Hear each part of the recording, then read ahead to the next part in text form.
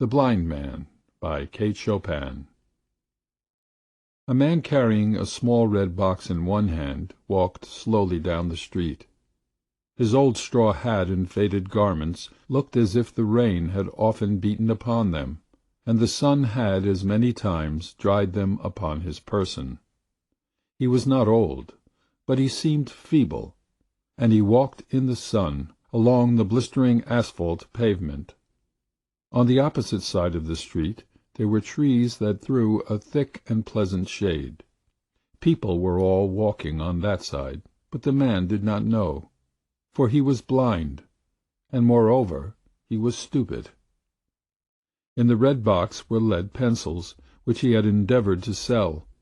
He carried no stick, but guided himself by trailing his foot along the stone copings or his hand along the iron railings. When he came to the steps of a house he would mount them. Sometimes, after reaching the door with great difficulty, he could not find the electric button, whereupon he would patiently descend and go his way.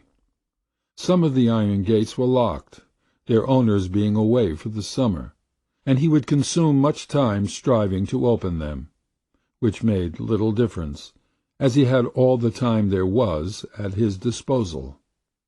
At times he succeeded in finding the electric button, but the man or maid who answered the bell needed no pencils, nor could they be induced to disturb the mistress of the house about so small a thing.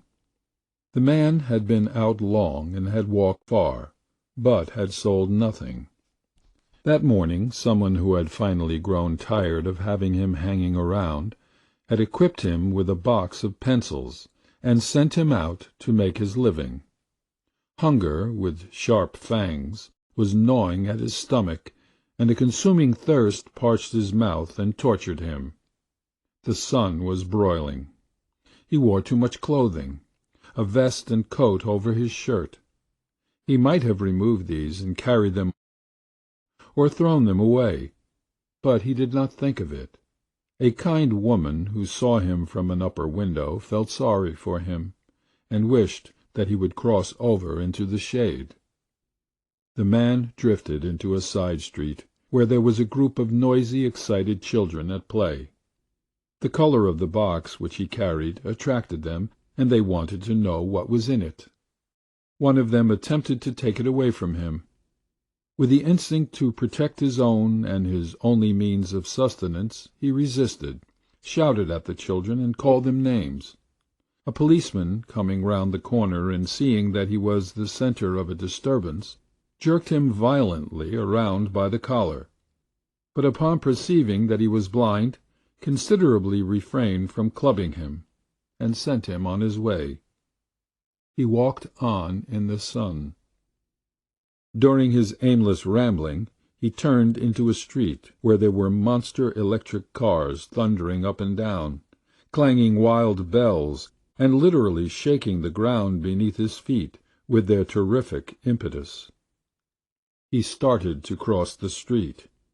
Then something happened, something horrible happened that made the women faint and the strongest men who saw it grow sick and dizzy. The motorman's lips were as gray as his face, and that was ashen gray, and he shook and staggered from the superhuman effort he had put forth to stop his car. Where could the crowds have come from so suddenly, as if by magic?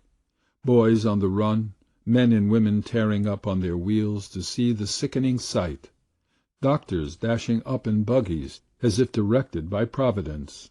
And the horror grew when the multitude recognized in the dead and mangled figure one of the wealthiest, most useful, and most influential men of the town, a man noted for his prudence and foresight.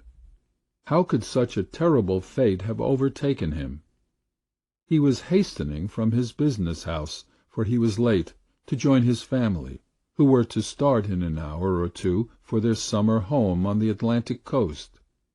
In his hurry he did not perceive the other car coming from the opposite direction, and the common, harrowing thing was repeated. The blind man did not know what the commotion was all about. He had crossed the street, and there he was, stumbling in the sun, trailing his foot along the coping. End of The Blind Man by Kate Chopin.